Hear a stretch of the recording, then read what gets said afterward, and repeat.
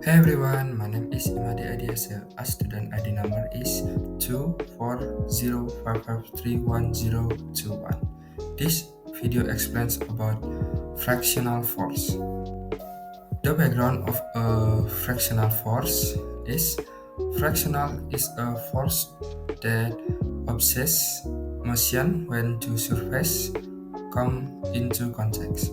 There are two types of fraction: static fraction and kinetic fraction. Static fraction prevents an object from moving until it reaches its maximum force.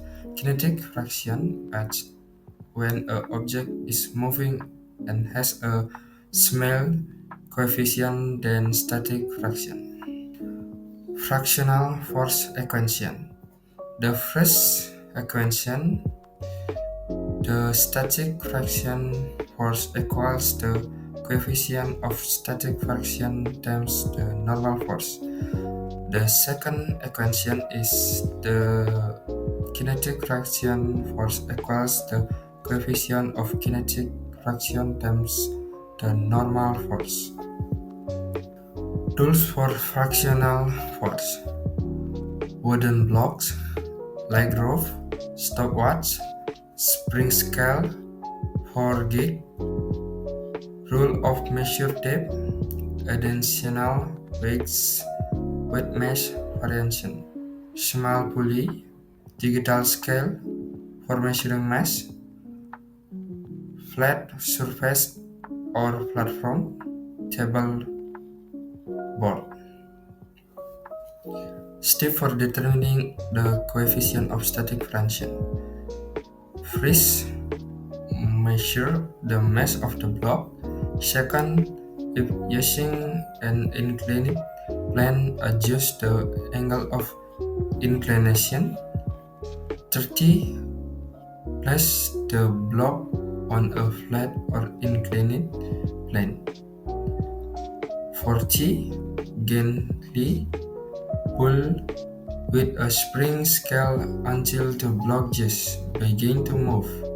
Then record the maximum force. 50. Repeat on various surfaces. 60. Calculate the coefficient of statistical fraction. Data obtained is determining the coefficient of static fraction. For the surface, the wood and wood.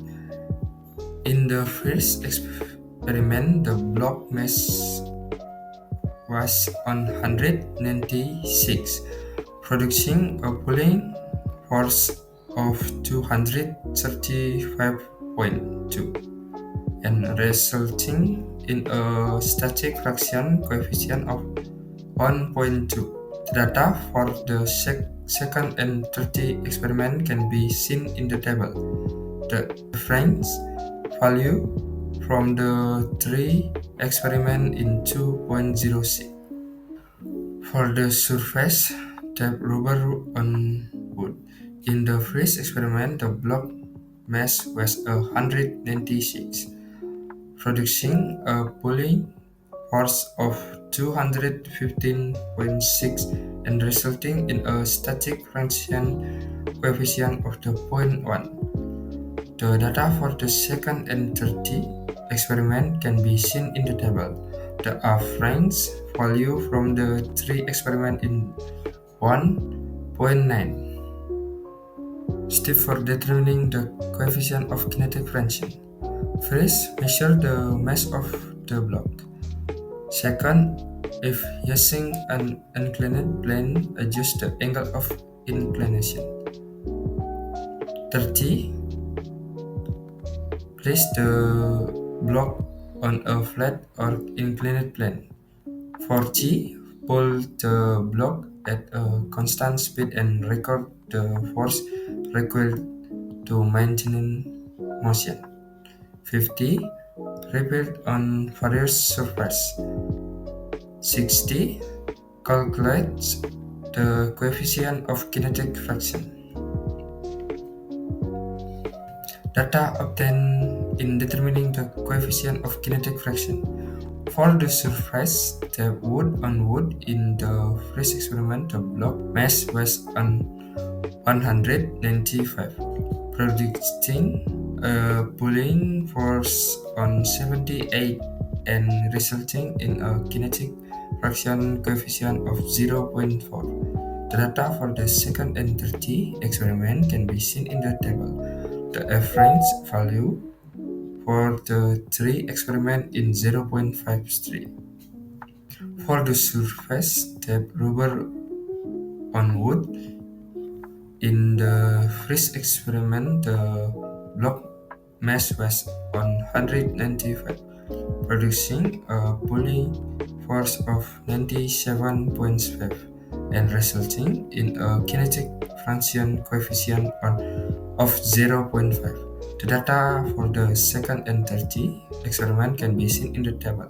The average value from the three experiment in 0.9.